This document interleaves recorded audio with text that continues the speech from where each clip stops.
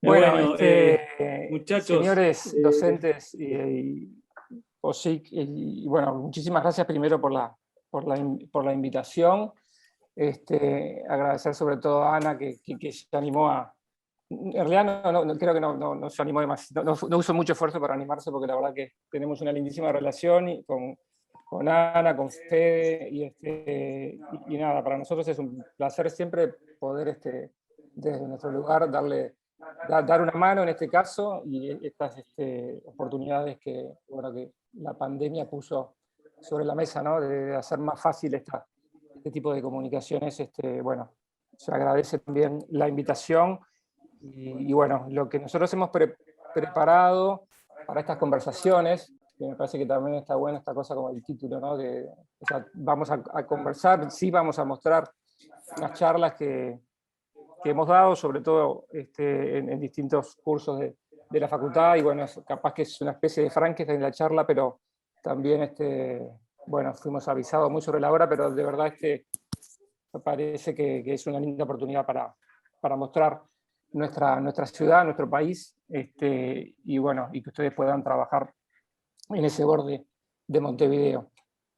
Nosotros, bueno, estamos ubicados acá, ¿no? En este estuario que es el Río de la Plata, que tanto nos define a los montevideanos y a los bonaerenses o a los platenses.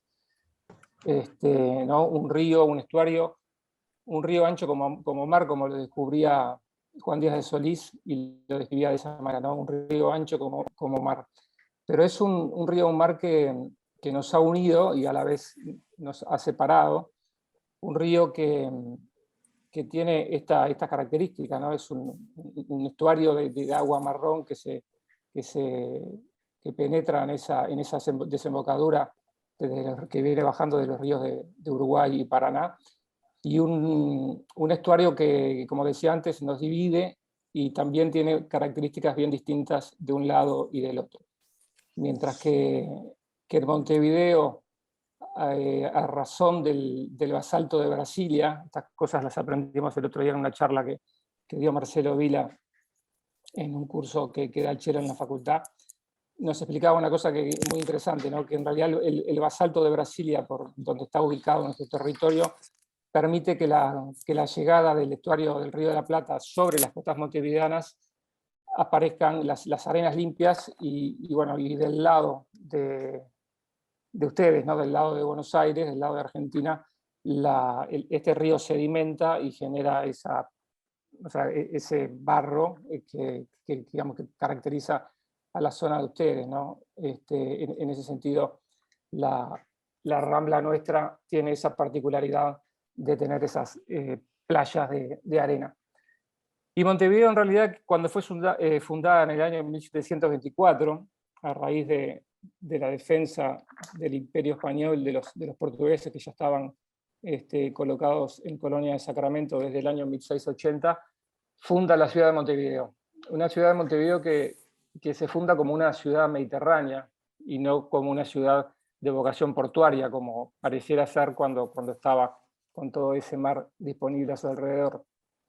Una ciudad que se funda de esta manera según las leyes de Indias, pero que de cualquier manera durante toda su vida, digamos que transgredió esas leyes indianas de fundación como ciudad mediterránea, y fue una ciudad que se vinculó muchísimo con su bahía y con su costa.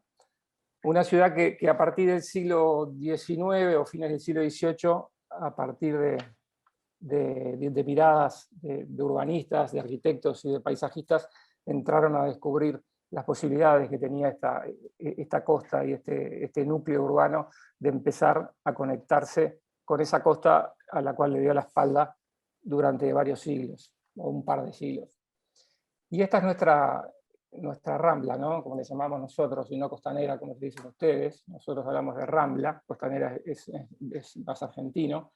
Nuestra Rambla es esto, ¿no? Es un horizonte de ciudad que nos caracteriza y nos define como uruguayos.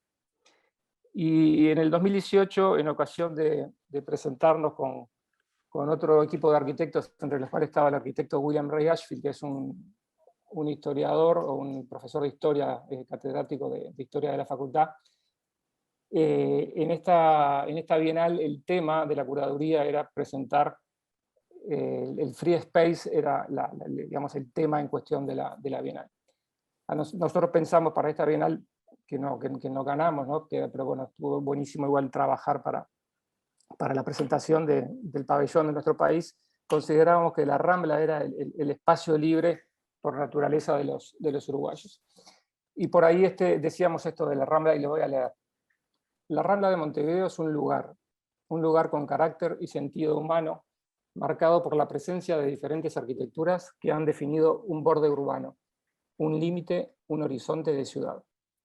La Rambla es un nombre, el nombre que los uruguayos le dan a una parte de su identidad territorial. Pero la Rambla es también el nombre del ocio, del disfrute, de la fruición del paisaje y la liberación del tiempo.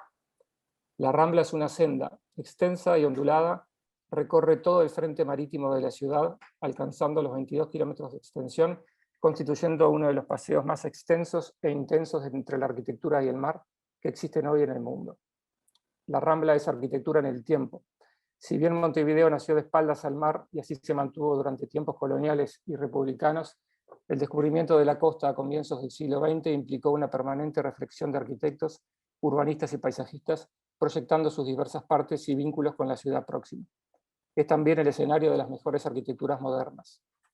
La Rambla es proyecto, no es un ámbito construido, sino proteico, mutante, con un objetivo permanente que, además de formar ciudad, construye ciudadanía. La Rambla de Montevideo es un espacio de aprendizaje, de referencia educacional y social.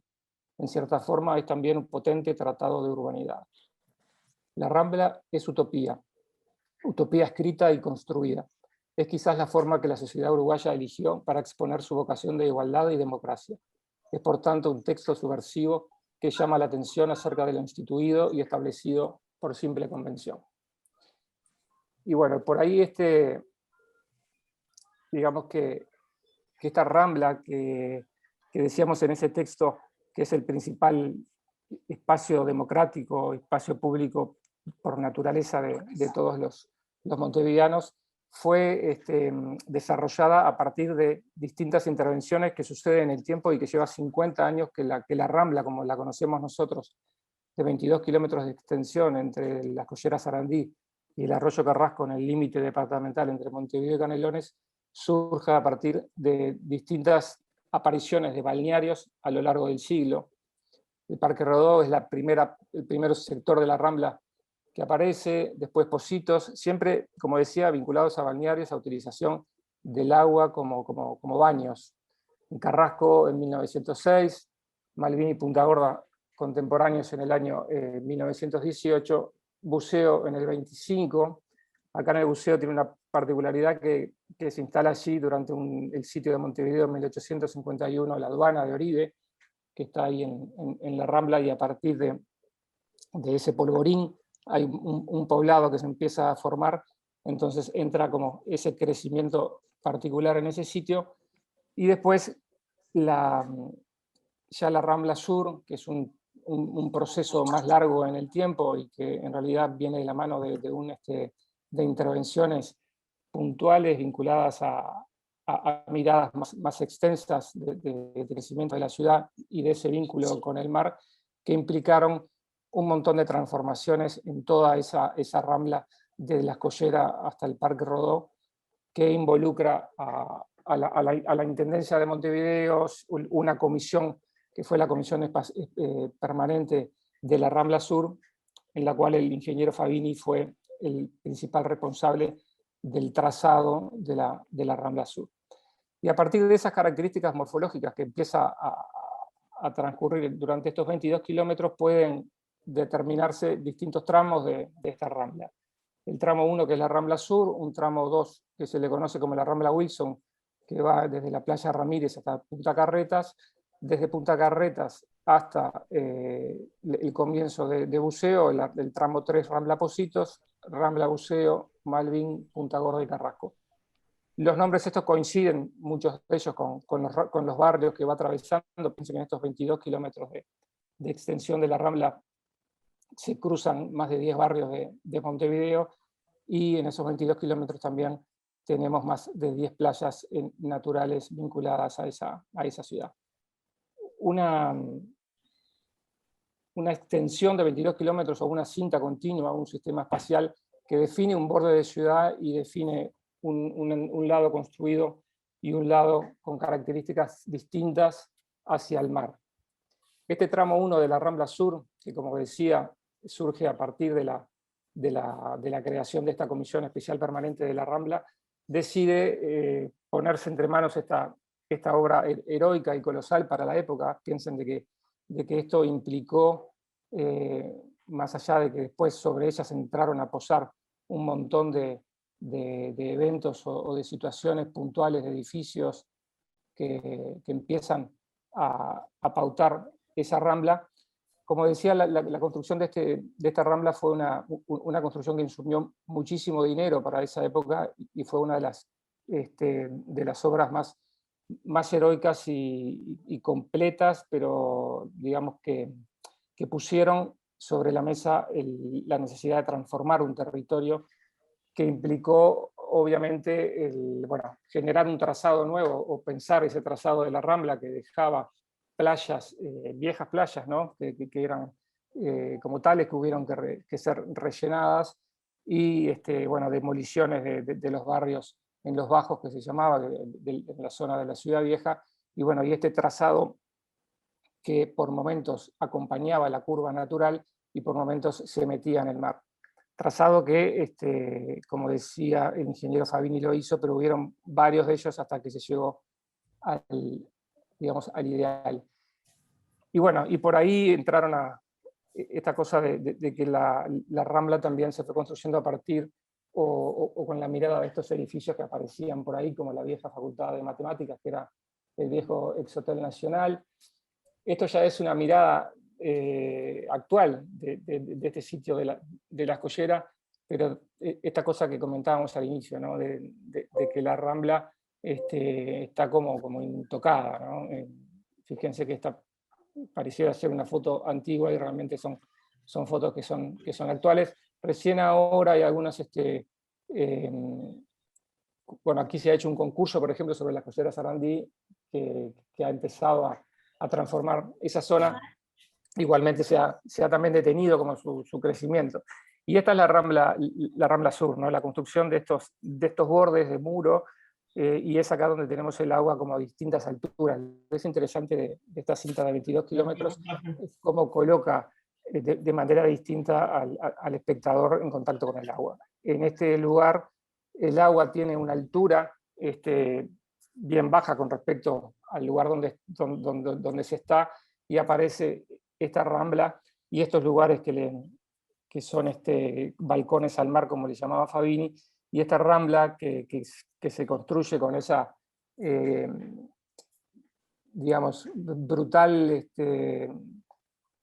cantidad de inversión, y genera esta rambla que es toda en granito rojo con estos bancos tan característicos que no se le colocó la balaustrada y mantiene ahí todavía, ¿no? Esa pilastra con ese agujero, que nunca se le colocó la baranda, que eran barandas de bronce, las que estaban diseñadas para ese lugar.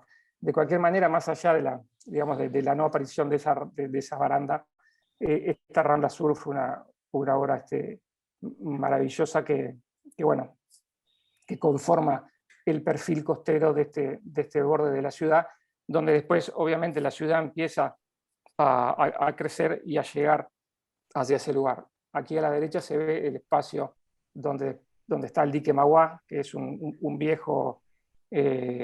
vieja compañía de gas de principios de siglo, que ese lugar está también detenido. Hay un dique seco que funciona como astillero o reparador de barcos del Ministerio de Defensa, pero está ahí y es donde el concurso pone el énfasis en esa transformación. Y como decía, la conformación de esta Rambla Sur, ¿no? Que es la que va de la Escollera Sarandí hasta el Parque Rodó, tiene esa altura, esa distancia, donde uno está como en otra cota respecto al mar, y donde estos edificios que se empiezan a colocar, sobre todo a partir de de la Ley de Propiedad Horizontal del año 46. A partir de esa ley, este movimiento moderno empieza a aparecer y a construir esos edificios. Allá al fondo, por ejemplo, se ve el Palacio Salvo, este es el nuestro, no el de ustedes, que el de ustedes es igual. Después tenemos la Torre de Antel que se ve allá atrás. Pero bueno, piensen de que cuando se construye esta Rambla Sur, estamos hablando en la década del 30, donde el Uruguay, además de construir esa Rambla, se está construyendo a la vez el Palacio Salvo, el Estadio Centenario en el 30, hospital de clínicas, hay todo como una transformación de Montevideo a partir de esos años. El tramo 2, que es el tramo de la Rambla Wilson, que es que surge, como decía, a partir de la creación a principios del siglo, en 1906, del Parque Rodó, un parque diseñado por Carlos Thys, un paisajista francés que viene a Montevideo a diseñar un montón de parques de la ciudad. Surge a partir de este parque y de la incorporación de la playa Ramírez, que era que era una zona de baños. Estaba el Parque Hotel, que era un hotel que está por aquí donde yo coloco la manito, y ese hotel, vinculado como esta zona de baños, entró a transformar este sector de la Rambla. Un poco lo que decía antes, ¿no? Estos balnearios que empiezan a desarrollarse y a descubrir ese mar, y a partir de esas apariciones de esos balnearios, y después con la consiguiente unión de cada uno de esos balnearios, la Rambla se construye en toda su extensión durante más de 50 años. Este es ese sector de la Rambla que empieza a verse aquí en estas fotos, que es un sector de Rambla que tiene una relación muy distinta con el borde construido, porque aquí cruza toda la zona de canteras del Parque Rodó y también atraviesa el club de golf, que es este campo que ven acá. Entonces también habla de una relación distinta a la Rambla Sur que veíamos al principio. El tramo 3 de la Rambla de Pocitos, que como decíamos en el texto que presentábamos para la Bienal, aquí se disponen obviamente después, cuando empieza a crecer y la ciudad empieza a reconocer esa Rambla, y a partir sí de la aparición de la Ley de Propiedad Horizontal del año 46, se empiezan a disponer un montón de edificios, o muchísimos de ellos que son piezas exquisitas del movimiento moderno nacional, como el edificio El Pilar de García Pardo, el edificio La Goleta de Sichero, o un edificio de Pintor Rizo que está en la esquina ahí también de la Rambla y Pereira. Lo mismo, ¿no? Pocitos surge como balneario, Pocitos surge como lugar donde la gente iba a hospedarse. Aparece este hotel en el año 1912 de John Adams, un arquitecto inglés, que es el mismo que también diseña teatros, el Hospital Británico, algunos edificios históricos y de buena factura que existen acá en Montevideo, un edificio que se posaba precisamente sobre el mar, y que, bueno, ustedes piensen que en la ciudad, cuando Pocitos se estaba conformando, no existía la Rambla, y estas avenidas que venían desde el centro, desde las ollas del Cerro de Montevideo, llegaban a la Rambla, y era la única manera de llegar. La Rambla después lo que hizo fue conectar estos distintos puntos. Este edificio del año 1912, como decía, fue demolido en el 37. También en esta zona aparecen estas piscinas, son piscinas públicas que funcionaron hasta hace un par de décadas, después se tapiaron y formaron parte de la Rambla de Pocitos como un parque, pero lamentablemente fueron tapiadas, porque la verdad que era una cosa muy interesante de ver en esas fotos, ¿no? De unas piscinas públicas que lograban eso, ¿no? De que toda la gente pudiera vincularse con el mar, y en este caso con estas piscinas. Y empiezan a aparecer ya en el año 35 estos dos edificios que empiezan a pautar la altura y la conformación de todo ese borde construido continuo de la Rambla de Pocitos tan característicos ahora, ¿no? Este es el edificio Rambla, que está acá primero, del arquitecto Caraboto, que se construye a la mitad. Esto era una U, una U, perdón, y se construye la primera U, un edificio muy, muy interesante en su factura, y después, más atrás, el edificio El Mástil de Vázquez Barriere y Ruano, que es un edificio de Art Deco, que son los que marcan la altura después de 30 metros de todo este borde. Por allá se ve el edificio, el mástil que mostraba recién, que asoma sobre esta línea de 30 metros. Y ese borde construido de la ciudad de Pocitos es el que hoy por hoy, de alguna manera, todas las postales turísticas de Montevideo nos venden, ¿no? Esta rambla que construye ese borde urbano, y como veíamos en el mapa, aparecen estos exponentes ejemplares de arquitectura moderna, como es el edificio de El Pilar. Ahí estoy viendo que hay un error que dice Rambla de Buceos, Rambla de Pocitos, en este tramo del arquitecto. Bueno, lo que está mal es el nombre ahí. Este es el edificio El Pilar de García Pardo. Prometo cambiar esta diapositiva porque es un crimen nombrar otro edificio hecho por otro arquitecto. Este es el tramo 4 de la Rambla Buceo, ¿sí? Que va desde Pocitos hasta donde termina la playa Buceo y arranca Malvin, que aquí también contaba que cuando aparece la aduana de Oribe es el sector de ciudad que empieza también a vincularse con la Rambla, y donde aparece este puerto natural deportivo, donde después aparecerá el edificio del Yacht Club del arquitecto Herrán, y el cementerio de Buceo. El cementerio de Buceo, nosotros increíblemente, Montevideo tiene dos cementerios que están en la Rambla: el cementerio central, que está en la Rambla Sur, que llega a la Rambla, y el cementerio de Buceo, que también llega directamente hacia la Rambla, que es este parque que se ve acá, ¿no? Increíblemente, la zona más cara de la ciudad fue ocupada por un cementerio, obviamente cuando la ciudad no conocía ese mar o no se lo vinculó con esta Rambla. Acá se hizo el segundo cementerio de Montevideo. Esta es la Rambla de Buceo, donde se ve ahí el cementerio a la izquierda y el Museo Oceanográfico del arquitecto Massara, el mismo que diseñó las barandas y toda la vereda de la Rambla Sur, y donde la Rambla también tiene un vínculo distinto con este borde, que en este caso la playa Buceo ya no a través de un cinturón construido como en la Rambla Pocitos, sino con vistas disipadas a través de estas canteras que empiezan a emerger en esta zona, y donde se permite también ver la ciudad desde el puerto, ¿no?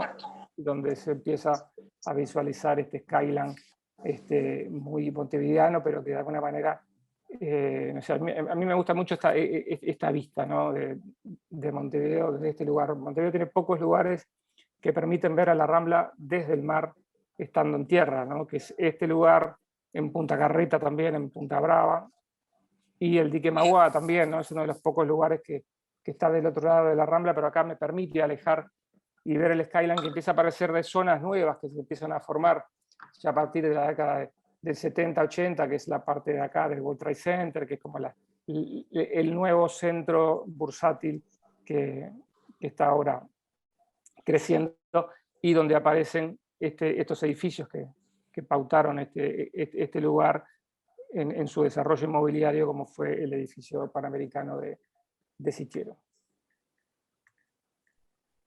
Después tenemos el tramo 5 de la Rambla Malvin. Malvin también, ¿no? Fue un balneario que se crea en el año 1912 a partir de la expulsión de las lavanderas de la playa de los Pocitos. Ustedes piensen de que en las playas antes la gente iba a lavar la ropa también. Entonces, cuando el arroyo de los Pocitos, que las lavanderas la utilizaban para lavar la ropa de sus amos, fueron trasladadas hacia aquí, hacia Malvin, y se empieza a conformar este barrio como un polo industrial donde existían muchos saladeros, entre el cual estaba un tal Balvin, que de ahí viene el nombre de Malvin.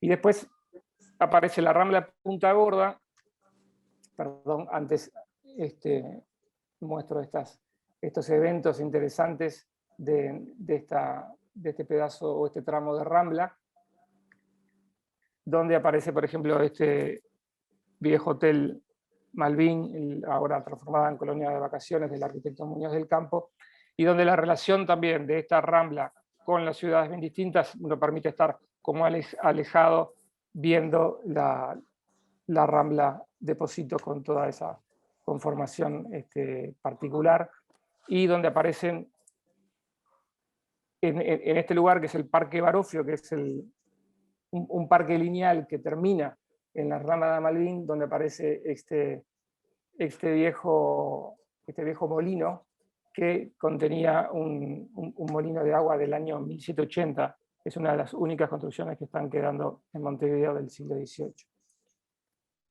La Rambla Punta Gorda es interesante porque es la única rambla que empieza a bordear la geografía. Veíamos que en Punta Carreta, por ejemplo, la rambla le pasa por acá, digamos, dejando la punta sin ser penetrada por la rambla. Aquí es el único punto de la rambla que empieza a tomarlo, y donde aparecen la Plaza Virgilio, por ejemplo, que es la que está ahí a la izquierda, que tiene una vista maravillosa hacia Positos, ¿no? Y donde se empieza a conformar este sector de ciudad donde ya la tipomorfología de casas es más de tipo chalet, ya no, los edificios ya en esta zona son bajos, y donde está este sector de Rambla que empieza a verse aquí en esta vista de dron, que es el único sector que empieza a bordear la punta.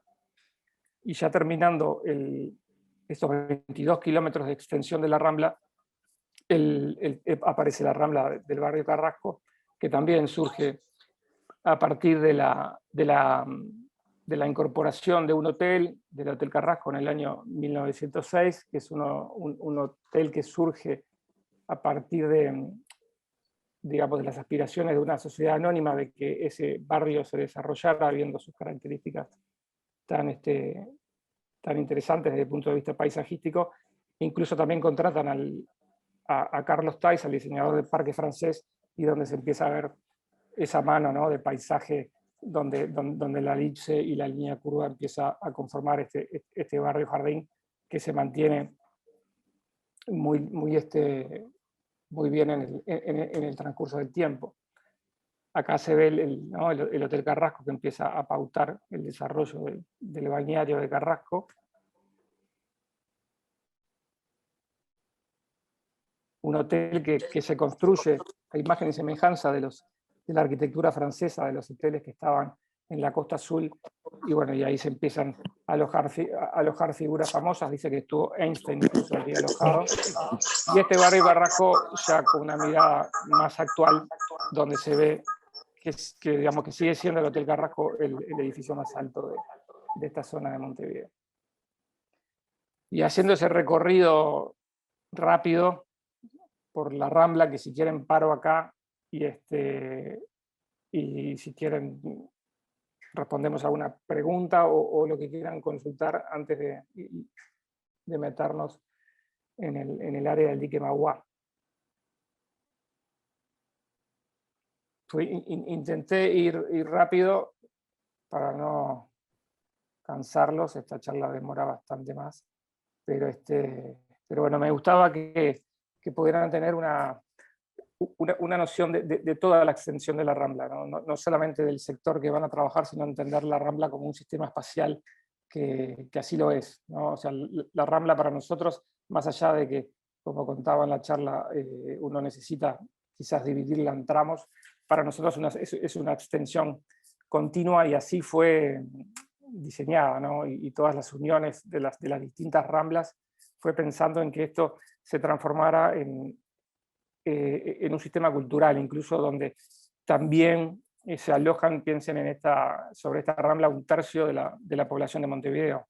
Montevideo tiene 1.300.000 habitantes y 450.000 habitantes están alojados en estos barrios costeros, llamémosle, y donde se ha transformado también en una vía rápida de conexión de todos esos barrios que antes tenían que hacerse desde calles internas.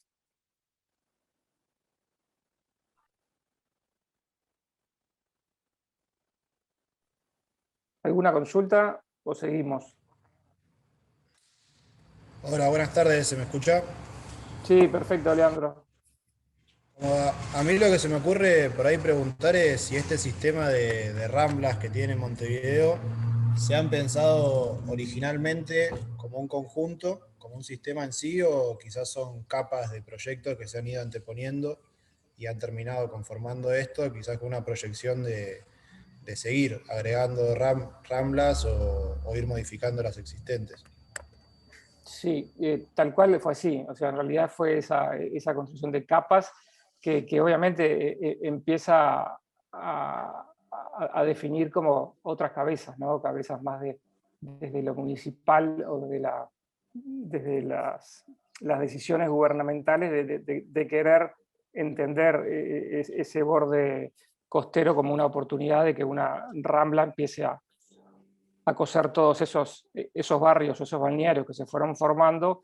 Y creo que lo dije, ustedes piensan de que la Rambla demora 50 años en construirse tal como la tenemos. En el año 52 recién termina de unirse el último tramo entre Punta Gorda y Carrasco, que no hace mucho en el tiempo, o sea, estamos hablando de 1950. Después sí, lo que pasa es que esa Rambla continúa en el balneario de Canelones. O sea, yo conté, digamos, los 22 kilómetros que terminan en el arroyo Carrasco, pero esta costanera también sigue uniendo todos los balnearios de playa que son correspondientes al otro departamento que es Canelones, ¿no? ¿Te contesté ahí, Leandro? Sí, sí, perfecto. A mí se me ocurre por ahí esta pregunta porque, por ejemplo, yo vivo en Bahía Blanca, que es una ciudad portuaria también, que sin embargo no cuenta con este tipo de sistemas de ramblas y tal, porque la parte del puerto queda un poco alejada del centro y se utiliza casi comercialmente o es muy poco lo que hay de ocio. Pero tenemos una localidad muy cercana, se llama Montermoso, que es de una escala mucho más chica que Montevideo, pero algún semblante se le puede encontrar también. Y hoy en día está desarrollando el tema justamente de la Rambla, que agarra la parte de la costa. Montermoso es una ciudad muy chiquita, debe tener unas 30 cuadras de largo en el centro, con unas 6 de profundidad desde la costa para adentro. Y bueno, lo único que tiene para potenciar urbanísticamente, por ahí es como la Rambla el punto más fuerte y sería una línea muy corta. Entonces por ahí se me ocurre como esta pregunta a partir de un sistema ya desarrollado como el de ustedes, en contraposición a uno que por ahí está queriendo empezar a tomar forma como el de Montermoso. Sí, Pero sí, estaría sí, se buenísimo. entendió perfecto lo que contabas. Dale.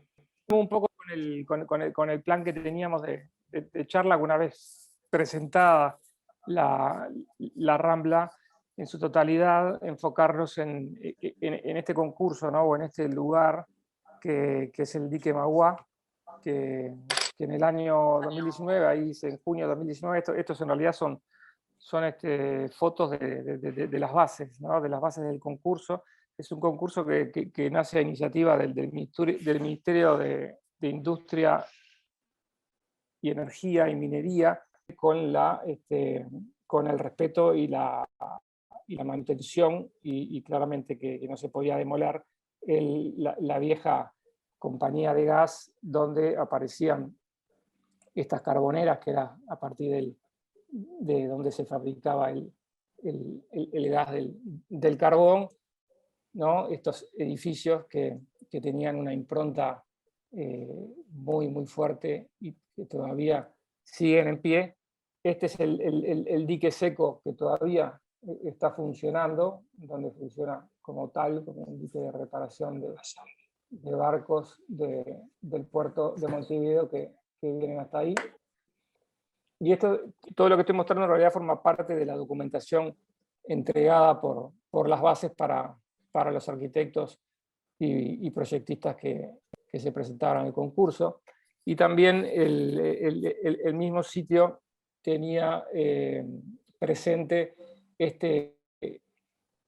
este bicharraco que se ve allá al fondo a través de esa ventana, que es este gasómetro, ¿no? Que es un viejo cilindro de gas bueno, que quedó ahí como un esqueleto que también de alguna manera forma parte de la identidad del montevideano, pero que está del otro lado del dique, ¿no? O sea, el dique Magua está acá y este era es el viejo gasómetro, donde el área núcleo, que así lo definía el concurso, también debiera incorporarlo a sus ideas.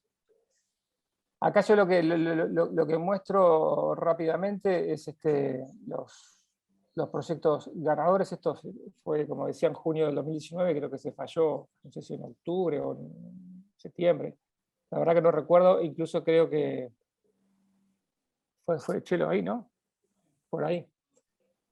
Bueno, estos son los primeros premios, son 2 primeros premios. El primer premio de 2 estudios argentinos, Afra y Morobloc, que colocan esa superestructura potente, marcando ese límite, ese borde que estaba definido por un muro existente ahí, y donde colocan programas y, bueno, un montón una serie de programas que se disponían en forma transversal a ese eje tan potente. Después otro segundo premio, que es de un estudio uruguayo que incluía una relación con el agua más franca a partir del viejo edificio de la Compañía del Gas, generando acá un sector de plaza, y después, bueno, una conformación de un recinto frente a las carboneras, y con la incorporación, sí, de una pieza edilicia fuerte y presente, que incorporaba estas oficinas más en plan de polo tecnológico. Y después, bueno, algunas menciones que aparecen por allí, que bueno, estas cosas están todas disponibles, o sea que estaría bueno que también las pudieran bichar todas. Estas fueron sacadas de plataforma arquitectura, que está esta información, o sea que pueden curiosear en ellas tranquilamente. Así que bueno, nada, por ahí estos son muchas, también acá se ven, ¿no? Propuestas muy distintas, ¿no? Donde esta gente proponía como la creación de un bosque, ¿no? El bosque Magua, donde distintas especies autóctonas y no autóctonas conformaban ese espacio, y bueno, por ahí un poco lo referido al dique Magua del concurso. Ahora Chelo va a presentar la propuesta nuestra, que obviamente no sacamos nada, sino lo habíamos mostrado en algunos de estos cartones, pero bueno, fue igualmente un lindo ejercicio de proyecto, y difícil también. Así, Chelito, que te dejo.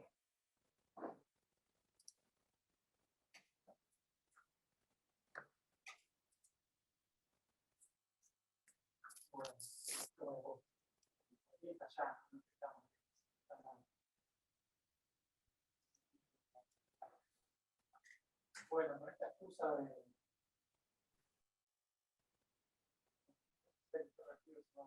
¿No me escuchan a mí? Se escucha mal, me parece. Estás con el coso muy bajo. ¿Ahora? Ahora sí. Bueno, en este recorrido que hacíamos y en esta invitación de contarles un poco Montevideo y la Rambla, nosotros de alguna manera lo que hicimos fue hacer, en este tiempito que teníamos para organizarnos, era contar algunas partes. En ese sentido, el dique Magua, que fue una experiencia súper interesante. En este punto les contamos nuestro proyecto, sobre todo para ver o para pensar juntos un poco, ¿no? De qué es esto de trabajar en el borde, ¿no? de la rampa. Como decía Martín, un poquito esto del dique Magua y esta preexistencia, que hablaba también de un concurso que tenía mucho de patrimonial, porque en este lugar, estas preexistencias que el sitio tenía un relato vinculado a lo patrimonial, que era el edificio que acá aparece con una R, que era el del reloj del gas, algunos otros pabellones y las carboneras, que es un edificio que queda por debajo de esto, ¿no? Eran preexistencias que teníamos que de alguna forma proteger.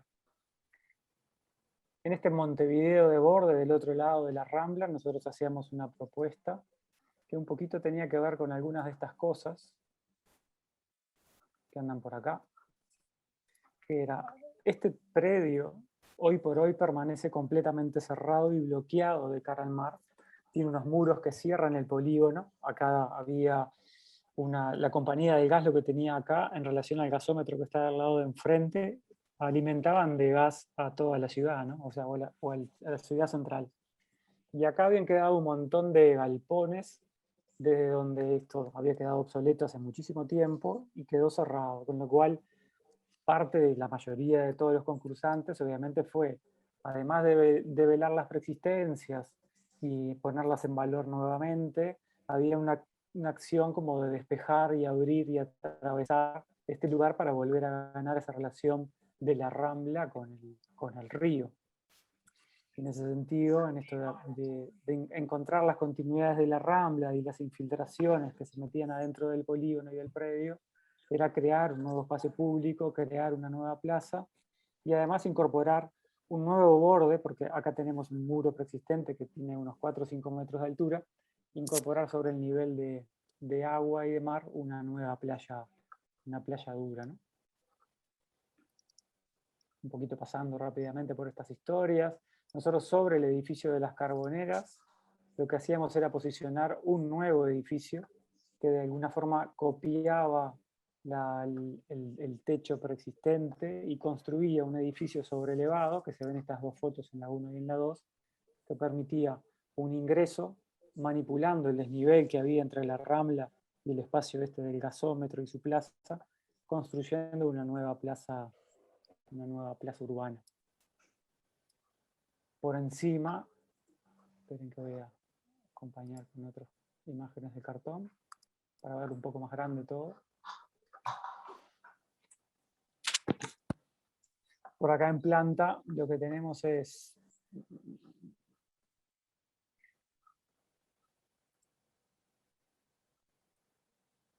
ahí está. En el número 1, ¿ven mi manito si la muevo? ¿Sí? Sí, sí. Perfecto. Este número 1 es el espacio plaza que tiene un desnivel con el espacio 2, que es un triángulo que se vincula a la Rambla. Y nosotros acá hacíamos una propuesta de, en este sector, generar un estacionamiento, que formaba parte como de estas premisas, para acceder bajo nivel a la plaza, que es este número 6, y articular con una serie de programas entre gastronómicos, deportivos, museo, en lo que era la vieja Carbonera, y una especie como de edificio vinculado a las nuevas tecnologías, vinculado al Ministerio de Minería, que era como el promotor de este concurso. Acá se ve claramente el nivel de plazas a la derecha, el desnivel hacia la izquierda, el vínculo con el agua, el edificio del gasómetro, nuestro edificio con un techo a contrapunto del que estaba por debajo, reconstruyéndolo. O sea, por debajo acá estaba el museo, en este edificio patrimonial, y nosotros por encima colocábamos esta nueva placa que de alguna manera generaba como el nuevo portal del edificio vinculado a la ciudad y a la Rambla. Acá de alguna manera estamos viendo las imágenes del edificio nuevo que generaba y construía este nuevo espacio público. Acá de última estamos viendo de vuelta la construcción de esta apropiación del edificio del reloj como espacio gastronómico y la nueva plaza. Era interesante en este concurso la construcción de oportunidad, como de estos nuevos lugares del otro lado de la plaza. Acá está el gasómetro que Martín mostraba, esta pieza, que generaba una especie como de ámbito de eventos y espectáculos, que a través de una rampa ascendente en torno al gasómetro nos permitía cruzar por encima, acá se ve, la rambla portuaria para ingresar a nuestro parque que había encima de estos techos, ¿no?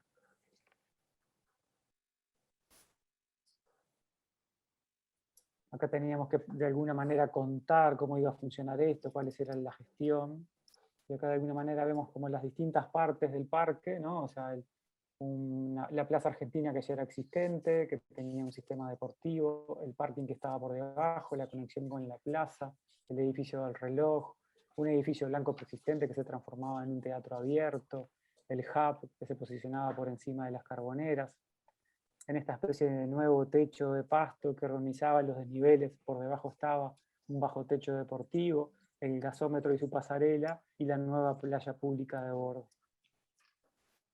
Que estamos viendo, ¿no?, en esta construcción de Borde de esta nueva plaza escalonada que articulaba una arriba y una abajo, con una condición de plaza seca nueva, de borde duro, con más o menos razonando y amigándonos con proyectos como el Lesa da Palmeira de CISA, la construcción de unas piscinas públicas en la cota cero del agua. Estas son las cotas superiores del sobretecho del espacio deportivo, con un nuevo parque de pasto que vinculaba con otras alturas del espacio público, y estas son estas imágenes de esta escollera nueva.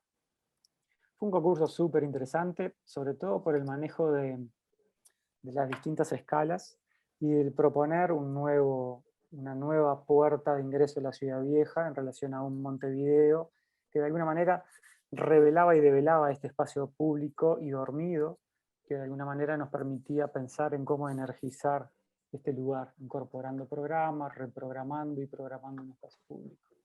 Esto era un poco para contar el concurso un poquito más de cerca, desde nuestra visión de lo que entendíamos por este espacio.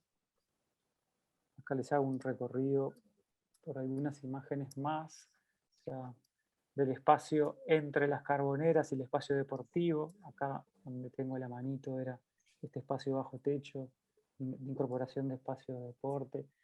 Con la gestión, por términos, ¿no?, la Intendencia de Montevideo se encargaría de algunos temas, los ministerios de otras, etcétera, etcétera. Lo que parecía interesante, lo que más nos gustaba, era la incorporación de esta nueva pieza a escala de Rambla que se posaba arriba del edificio preexistente de las Carboneras, que construía ese nuevo portal y articulaba las plazas de arriba con las plazas de abajo.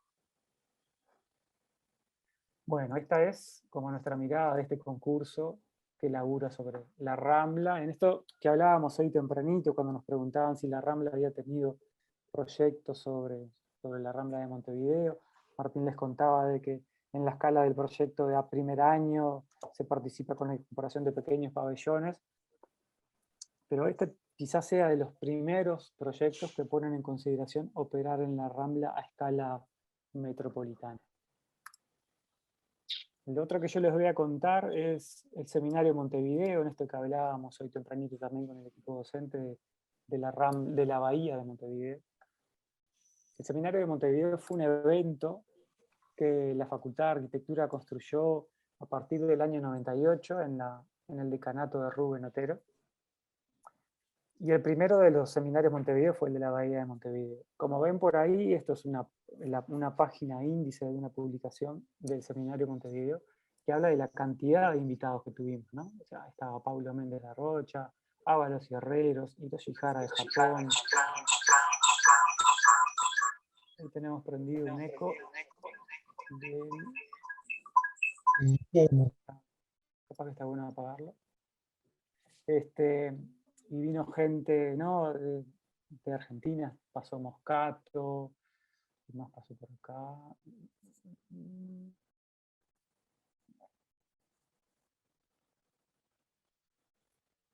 Estaba rastreando a los argentinos, ¿no?, a ver quién más estaba. Pero Bernardo Isenga de España, Rudy Ricciotti, Natalia de Bris, de Sidri, Helen y Gigantes, o sea, vino gente salada, increíble. La verdad que era un placer participar de estos seminarios donde venía gente era otra época, ¿no? Teníamos otra plata para traer gente de Europa. Después nos fuimos quedando más cerquita, ¿no? Jauregui de Argentina a Brasil, Biblieca, Marcelo Vila, Gerardo Caballero, Pablo Rosenbasser, un montón de gente de Argentina. Pero la verdad que fue una experiencia alucinante. Sobre todo porque el seminario Montevideo que buscaba ponía temas sobre la mesa de agenda. O sea, los temas eran de repente la bahía de Montevideo, el arroyo Miguelete, que es un arroyo urbano que está muy contaminado, el puerto de Montevideo en términos de puerto y su gestión, la desembocadura del río Santa Lucía en las afueras de Montevideo, infraestructuras metropolitanas, y de acuerdo, era en conjunto con la Intendencia de Montevideo y algún ministerio, que ponía sobre la mesa las temáticas que interesaban. Se invitaba a gente del exterior, que se gestionaban unos talleres donde participábamos docentes y alumnos. Y yo tuve la suerte y la fortuna de participar en el seminario que vino Paulo Méndez en el 98, que participé como estudiante. Yo todavía no me había recibido porque estaba con el proyecto final de carrera un poco atrasado y todavía estaba participando como estudiante. Y conocí a un Paulo Méndez que la verdad que en el 98 no era muy conocido por acá, después termina siendo premio Pritzker. Nosotros lo agarramos como en sus primeras salidas, por lo pronto al Uruguay. Y la verdad que conocimos a un personaje alucinante y maravilloso, ¿no? Que hablaba de una escala de la América, con una visión como muy, muy de izquierda, pero de izquierda en términos humanistas, ¿no? De la construcción de una identidad latinoamericana, en unir los ríos del interior del Brasil, y que podíamos llegar a través de un sistema fluvial al río de la Plata y salir por el puerto de Montevideo. El primer seminario de Montevideo, que invitó a Baudisoni, Ábalos Herreros, Humberto Elías, Hiroshi Hara, Paulo Méndez y Villanueva Brand, cada uno con su equipo de estudiantes y docentes, generaba una opinión sobre la bahía de Montevideo. Obviamente era una opinión, una visión generada por una mirada extranjera, desprejuiciada, y lo que era interesante es que nos hacía pensar desde otro lugar, que nos hacía ver Montevideo desde otro lado. Y de última, en la experiencia de Paulo Méndez, en su construcción súper arquitectónica, una mirada del urbanismo, pero también desde la arquitectura, con la gestión humana del diseño del proyecto que eso implica. Si se fijan acá, este cartón increíblemente lo diseñé yo, ¿no? O sea, yo me encargaba del diseño del panel que presentamos, y Paulo para la entrega se había ido ya, y después me acuerdo que se había quejado de que no habíamos hecho la bahía tan cuadrada como él se lo imaginaba, que después los paneles que se conocen más son los que después Paulo genera para contar la bahía de Montevideo. Estos son otros de estos seminarios Montevideo que andaban, son entregas de todos los invitados que anduvieron por ahí. Era una época súper floreciente de la facultad, con mucha gente que venía a visitarnos, los talleres estaban con muchísima actividad, y los estudiantes también. Piensen que era en toda la etapa previa a las redes, a internet, a los Instagram. De alguna manera ahora nos empiezan a vincular con un mundo planetario mucho más grande. Para conocer igual el proyecto de la bahía de Montevideo me gusta siempre pasar un instante por Paulo Méndez. Capaz que todos lo conocen, capaz que no tanto, pero me gusta pasar suavemente por estos proyectos que hablan de una confianza en la arquitectura, con una fe enorme de que la arquitectura es capaz de modelar y modificar las ciudades, en esta construcción de lo público, del espacio público. Piensen que este es el MUBE, que es un proyecto de un museo, pero que surge de la idea de la construcción del espacio público por encima y por debajo, en estas piezas fuera de escala o en escala con la ciudad que construye Paulo, en la Plaza del Patriarca, en este techo sombra que por momentos define esta ligereza bestial de controlar esta especie como de tela que flota sobre el espacio público, que nos permite el ingreso a un subsuelo y a un parking más abajo. O el proyecto de los carruajes en Portugal, manipulando estas piezas que construyen edificios a una escala impresionante, ¿no? Pero me maravilla el manejo de la geometría, de la potencia y de la confianza que Paulo tiene sobre los proyectos, ¿no? Este es el mismo proyecto, pero piensen lo que es el manejo de la estructura. Él de alguna manera viene de la escuela politécnica, entonces la mezcla de ingeniería y arquitectura están muy presentes en la arquitectura paulista. Piensen en lo que es el proyecto de Vilanova Artigas, una maravillosa escuela que tiene la FAUSP, ¿no? El proyecto de Victoria, la silla. Creo que la silla de Paulo es una síntesis imponente de su obra, ¿no? En esta decisión de construir con una sola varilla de acero inoxidable que se moldea, donde la piel de cuero o de tela se coloca por encima. O sea, no hay o sea, la única costura es la que construye esta doble esta doble pieza de tela o de cuero, que se saca o se pone, ¿no? O sea, me parece que realmente sintetiza lo que es, ¿no?, la estructura, la belleza, la delicadeza, el equilibrio de su concepción de lo que es la arquitectura. Entonces, en el 98 es cuando viene Paulo a la bahía de Montevideo. Esta es una imagen aérea del 2016 de lo que es el puerto de Montevideo y la bahía.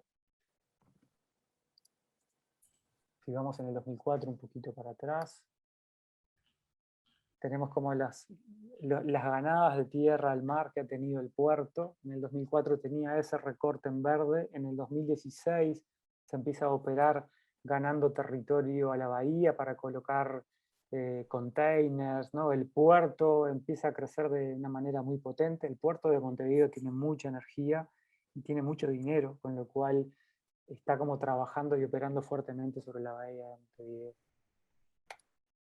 Este es el proyecto de Paulo, que incorpora sobre el trazado existente, recuperando en estas geometrías mucho más cuadradas, ¿no? O sea, Paulo siempre decía que en esta confianza de la arquitectura y la construcción de bordes, que de alguna manera demuestran la mano del hombre construyendo una nueva naturaleza que dialoga con potencia con la naturaleza preexistente, que no le tenía miedo a construir estas obras de infraestructura. Si pensamos igual en la cabeza paulista, obviamente las construcciones de infraestructura, por lo menos vinculadas con la escala nuestra, son de una energía o de una confianza enorme, ¿no? Estos son los dibujos que Paulo hacía en el seminario, en estos garabatos que me acuerdo que Paulo ponía unos sulfitos en las mesas que levantaba y estaba todo el día dibujando a mano alzada. Se sentaba en su banco y no paraba como de conversar con nosotros, ¿no? La verdad que fue imponente esa experiencia con Paulo.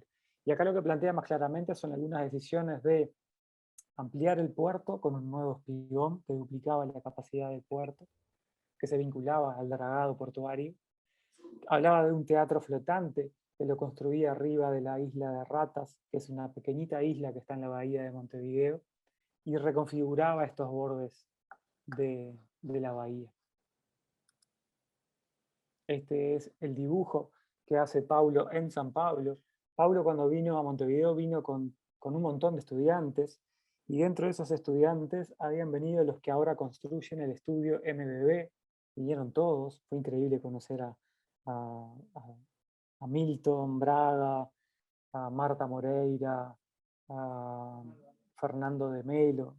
Angelo Gucci no vino esa vez, pero era increíble verlos, a esos pequeños arquitectos con un futuro impresionante y que después terminan siendo asociados en un montón de proyectos con Paulo Méndez. Y aquí se ve esta estructura de geometrías increíbles que Paulo dibujaba sobre la bahía de Montevideo, que es un proyecto que él termina queriendo muchísimo, porque me acuerdo que en la entrega de los premios Pritzker en Estambul, él termina mostrando este proyecto. Me resultaba interesante. Este es un texto que Paulo Méndez escribe para un libro que saca la Cosaque Naif, que es una editorial brasilera, hablando acerca del proyecto de la bahía de Montevideo.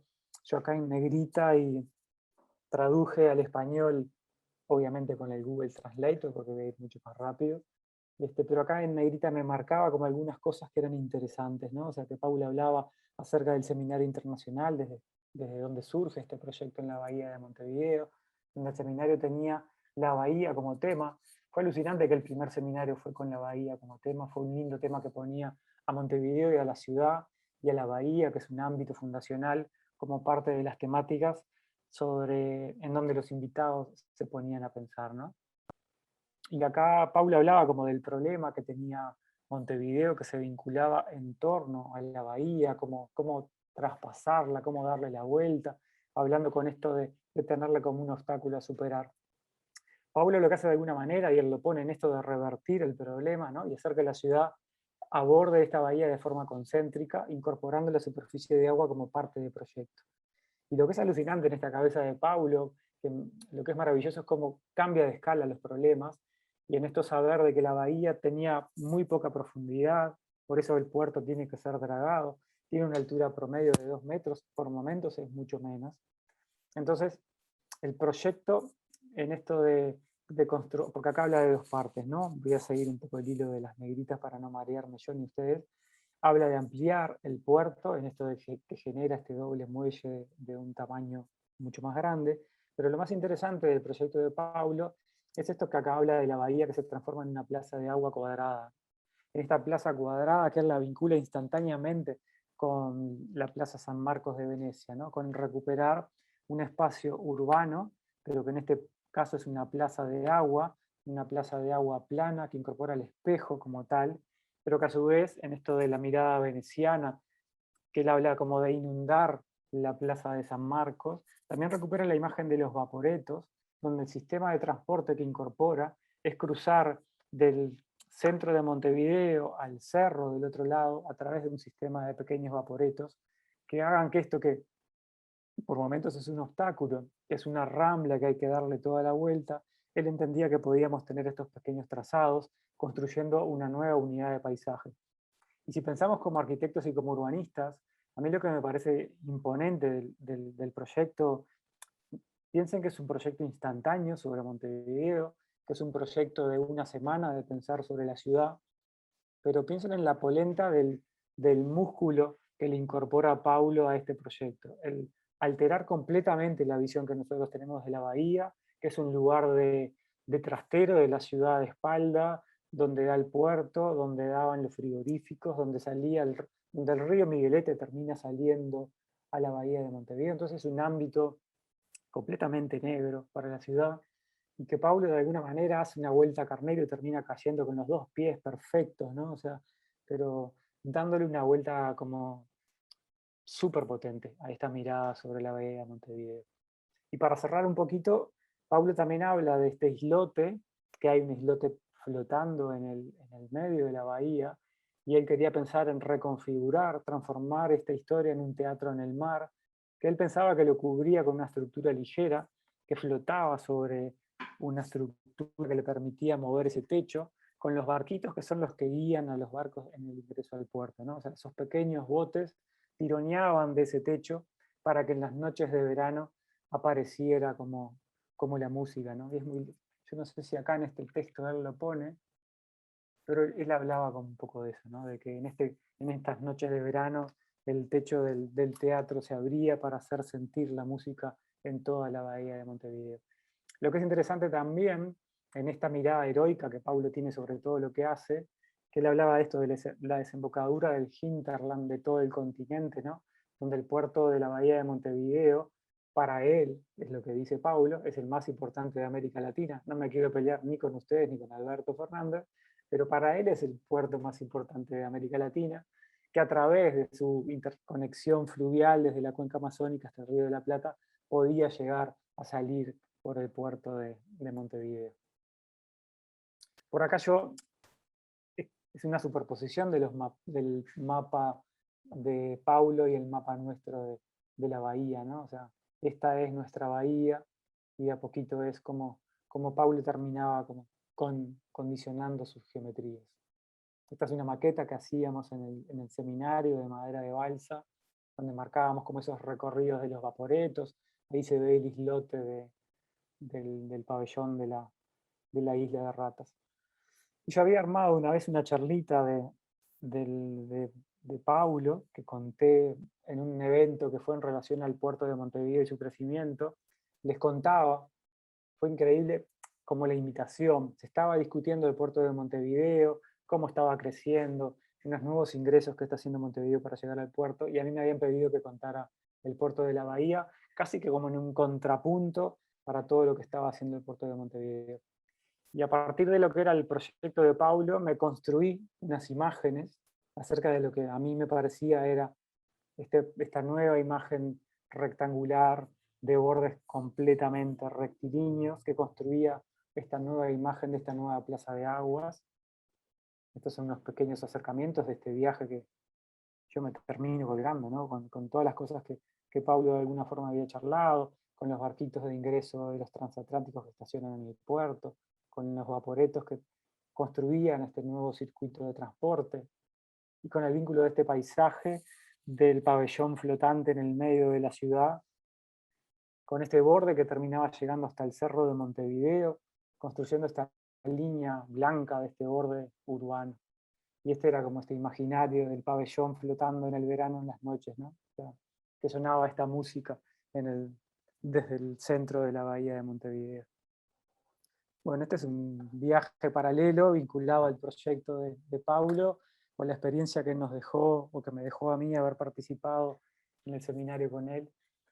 Me parece buenísimo que nos hayan pedido contar el proyecto de Paulo, porque creo que, además de que ustedes lo van a usar como disparador de alguno de los cursos o de los ejercicios del proyecto, porque creo que Paulo lo que deja es una enseñanza como súper linda, porque de alguna manera articula la escala bestial y la energía de la potencia paulista de su arquitectura, en esa confianza que tienen en la construcción de tamaño, ¿no? O sea, creo que el tamaño y la potencia de la escala que ellos manejan a nosotros nos pasa por arriba, pero nos maravilla cuando conocemos San Pablo, o conocemos los proyectos de Paulo, o de MBB, o de Angelo Gucci, o de Losuna, o de Puntoni. Tienen una musculatura que, no sé, se ve que meten fierro como loco, porque la verdad que se animan y le entran a la escala como con una soltura alucinante. Entonces, me gusta esto de Paulo, el manejo de la escala y de la potencia, pero por otro lado, la potencia de la poesía que el loco pone sobre estos proyectos. A mí de verdad me maravilla cómo por momentos son ejercicios como muy potentes y muy fuertes, pero por otro tienen una sintonía y una suavidad y una poesía bestial. Entonces me maravilla siempre cómo manejan estas dos escalas en simultáneo, ¿no? O sea, de poder posicionarse con mucha potencia, pero a la vez con suma delicadeza.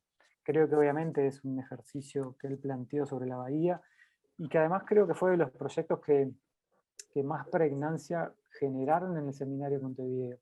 Creo que mágicamente él, con la incorporación de un cuadrado sobre una bahía natural, obviamente terminaba diciendo muchas cosas, y de alguna manera nos enseñaba otro montón de cosas. Así que bueno, por acá era nuestra charlita, la armamos como con estas micropartes que teníamos como para inglés, y nada, abiertos a las preguntas, a lo que nos quieran preguntar, y los invito a los que no conocen a Paulo, de los estudiantes, que se inoculen con esa vacuna paulista porque es bestial. Nosotros ya nos dimos la CoronaVac china para el maldito COVID.